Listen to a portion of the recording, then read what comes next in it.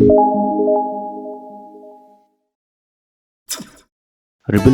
YouTube channel ngai na ana angel te midang te khwal na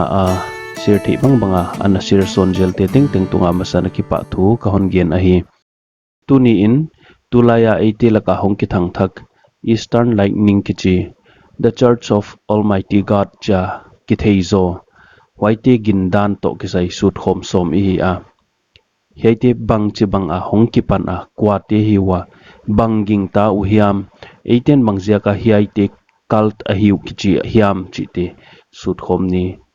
hoima ina luk bung som le sagi tang som ni lethum simni enin hia om hiam enin hua om hiam ahon chiding wa himale pai khekei unla amau zui kei un jesu ni anung zui te kyanga anagen khol pen tuin 80 adin dik pen mata tu lai khovela hiaya jesu om waya jesu om chi hitama ma hi hiai bible tang lung sima koi komin the church of almighty god te to kisai yen sukding hiai the church of almighty god ka chi lele eastern lightning ka chi nai thawa eastern lightning ka hon chi lele the church of almighty god chi na hi akibang ahi ahile the church of almighty god cha 𝓭𝓲𝓭 ahi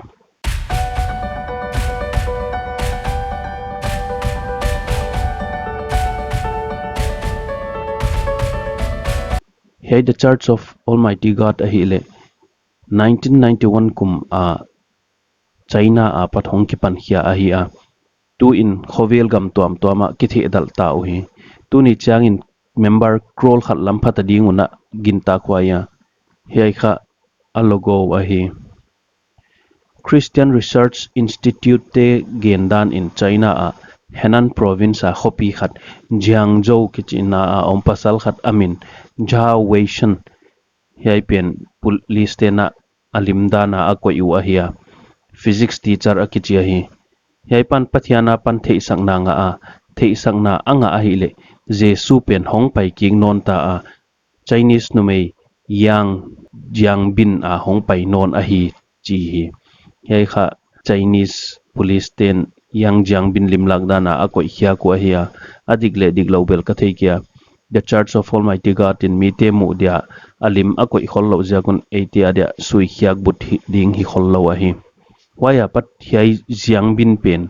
english thumal si dan in samnon lowa hi dana samta u chi dana hi hochin hiaya pan ging tu di hon kai khomwa hochi hongki panu chi dana hi hiai yang jiangbin kha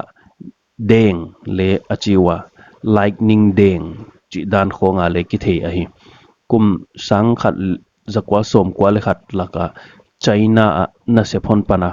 hiai pathian mi hing hong swak numei jesu yang jiangbin pen almighty god chi uhi hiai 𝓭𝓲𝓰 ahile the church of almighty god te adia administrative leader ahong hi ahi Chinese government to hiai the church of almighty god te kitwa khetlowa hoijakin September ni guksang kumsang ni kumin US Sarkar in hiai yang jiangbin le 𝓭𝓲𝓰 political asylum piawa hochi in US New York City Chinatown kichi namuna hiding wa ginta ka hi huaimun kha amun piwa zangu ahi hiai the church of almighty god te kha Chinese Sarkar to akitwa hello jagun aguk thei topin omwa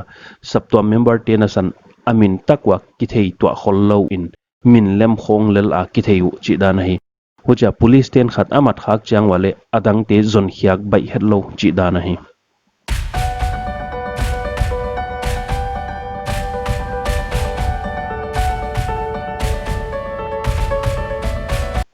hiaiten numei jesu yang jiangbin ging tau hiai the church of almighty god ten johan bung som le li tang thumle mathai bung som ni le li tang som ni le sagi apan sanwa hiai bible tang te bang ki gel hiam isim sending johan bung som le li tang thuma huan no adia mun bol dinga ka kwan le ka hong king non dinga ka kyanga no ka hon la ding ka om na no leng na om thei sam na dingun hiai bible tanga hi le jesu kampau a hi khowela om laya anung zuite kyanga again hi Jesu na nung zui te kyanga va na no te adia mun va bol ding ka hi huchi in no la din ka hong ki non dinga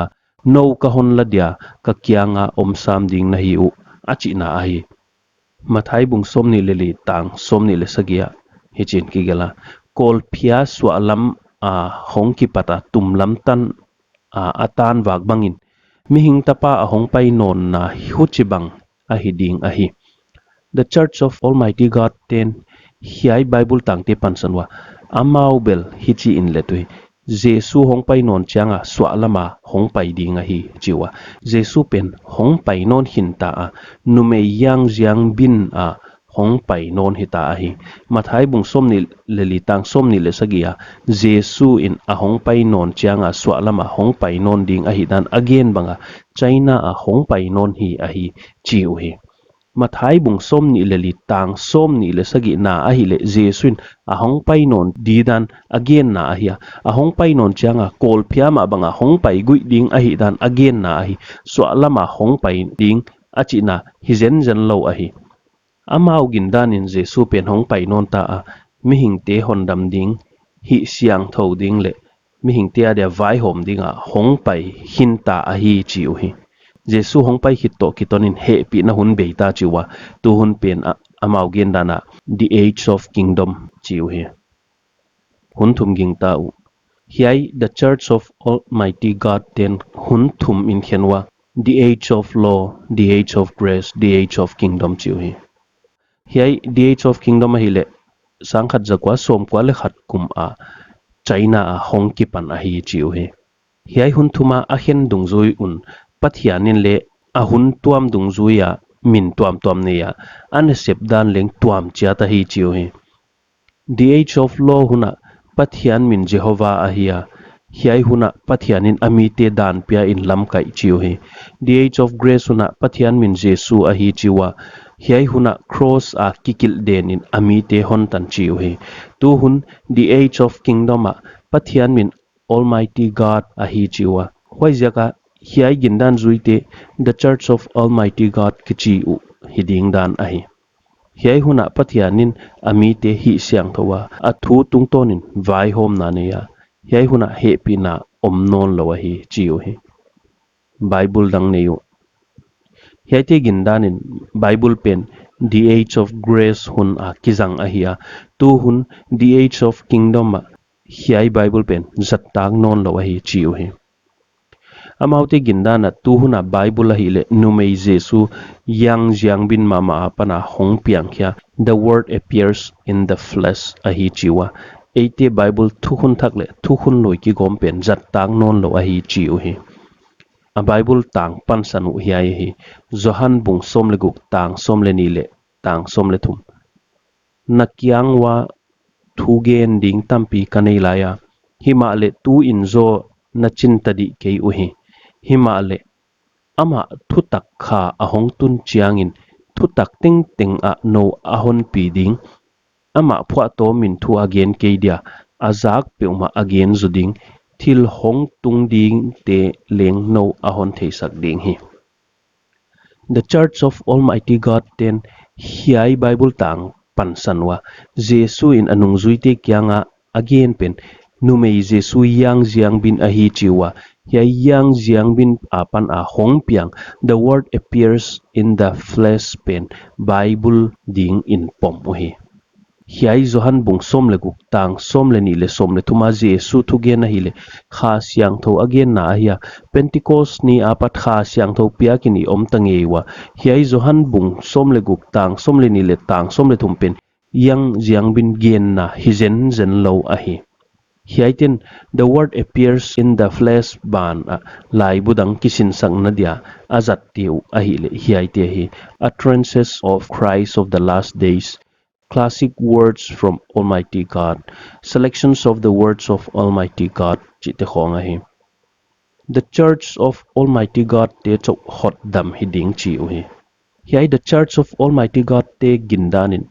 Jesu pen hong pai di dan chini pha a khat pen agu kin ahia khat pen mi teng mu in ahi tua kha agu ka hongpai hin ahia tu hunin ahile ama ging ta te vai hom sak hi siang thole bol hoi lel ahi chiu he ama ging ta hun khop hong om changa khowela mi tengmu a hong kilang heding chi dan ging tau he tu huna pathian kha siang thowin hiai the church of almighty god te tungton chawa na sem ahia amau te chawin thudik the ahi man un khowela sap tom dang te teng bel amin pulela om ta hita ahi u chi u he hiai nu mei jesu yang jiang bin ging ta a athugen poma the church of almighty god a om te chaw khot dam hiding chi u he pathian gintang na ding a kalbi thum neyo The Church of Almighty God, a member pasal khatin again reporter Terence McCoy kichipan alai gilna a hongen son khata hichi in gela. The Church of Almighty God ten pathian gintang na ding in step thum a om chiwa. A step masa chu Joseph gintag ding ani na Jesu gintang non ding hocha a step thum na Jesu nu mei hong swak pen gintag di chidana hi. Trinity pomlo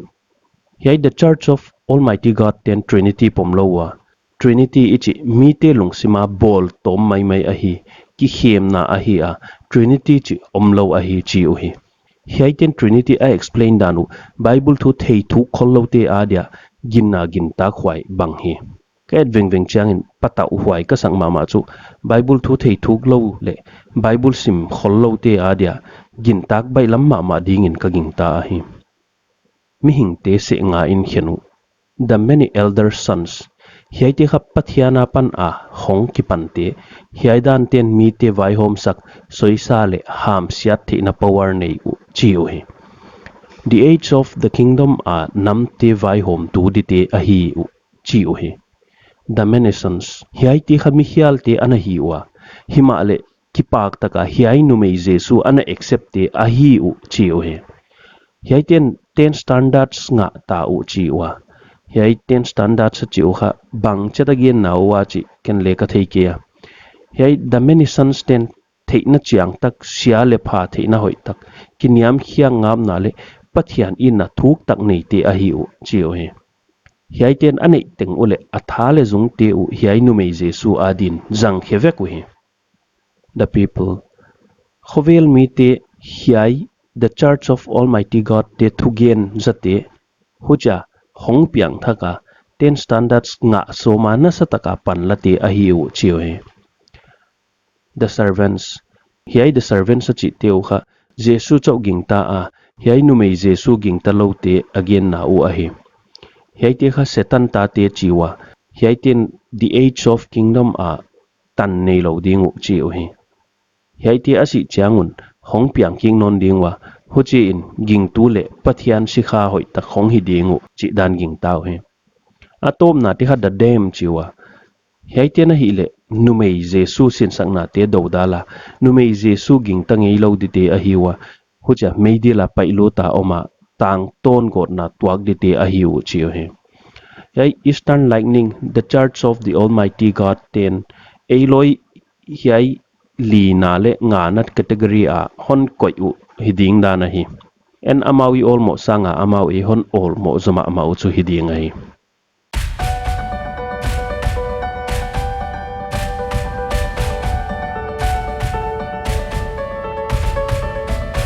a member te un pathian alung kim sangna dingwa mi atam theilam amau saptoma api lut dingu chi dana hi amau saptoma mi azol changun mabana thil hoi lo hong tung di apat swa tang na di chi dan khong in zolwa alu tut ki wale nat na la wai tak nei di u ai kele pathiana pat gon na tuak diu ai kele meidi la lut diu chi dan khong in mi sulawu hi china laka numei middle age lak bible thei khollo te khong target dewa twailai laka hi ale ginna a kibul phu na hoi tak nei khollo te le pastor ai kele saptwa makai lian te a target dewa mundang le india abel akwa deu te target tu a chibel ka thei kia twailai lak deu khong dina ka ging ta ai ging lo te laka agin danu the jak loin ging tu le christian te ma lak lu hi ai sang ni le ni kumin le china aging tu china gospel fellowship a heu tu mi som thum le li tak khani sung kin ne pwa brainwash somu chi dana hi pastor khen khate gen danin mi azol na di un sumle sex zangwa louhna tan phale zangu chiwe haite laka lut sa te apot hiak som changun haksa sama mawa soi sangna na satak tuak zelwa China a bible gin dan dik tak zuitele thua khaksa sapien mau hidinga hi again danuna communist sarkar sanga hiai the church of almighty god tekha lauzo u chitelu ahi hiaiten social media nak zat pen mawa YouTube channel le pau tuamin channel tam tak nei hi India to kisai gen le Facebook WhatsApp Instagram YouTube chi te zangwa India YouTube channel abolu le mi tampen mai na subscribe hi mobile app le website chi te khong le nei hi China pawin movie tam tak leng bolwa tua a movie te u pau tuamin let nonwa hiai movie te moral hoi pipi nei leng hi khadingwa himale et som kholda mai ni Bible thu hoi taka thei a adikle diklo hoi taka khen kak thei I keile hiai the church of almighty god te movie bolte etlo pen pilvan na hoi tak hi khading a hi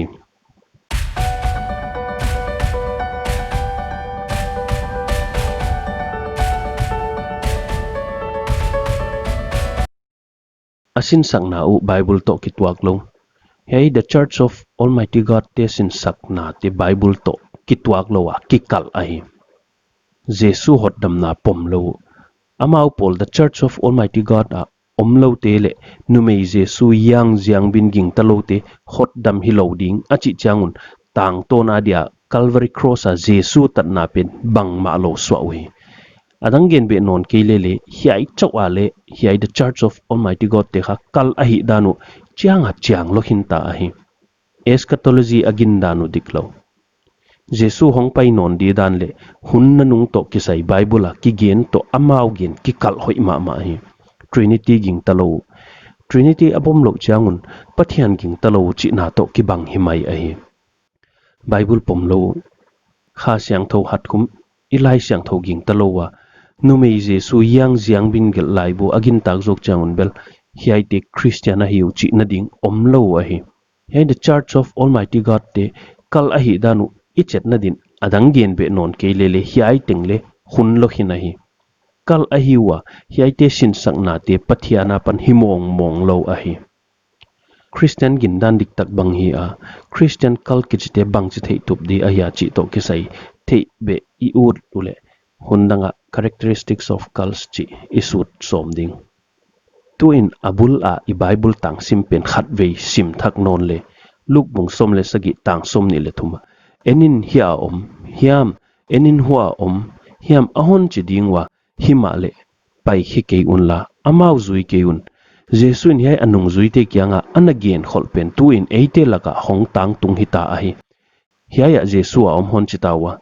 aya Zawlnei taklo kisin sakna tuam le gindan diklo te hunna nunga hong ding a hi danu I Bible in honna hil kholvek sa a hi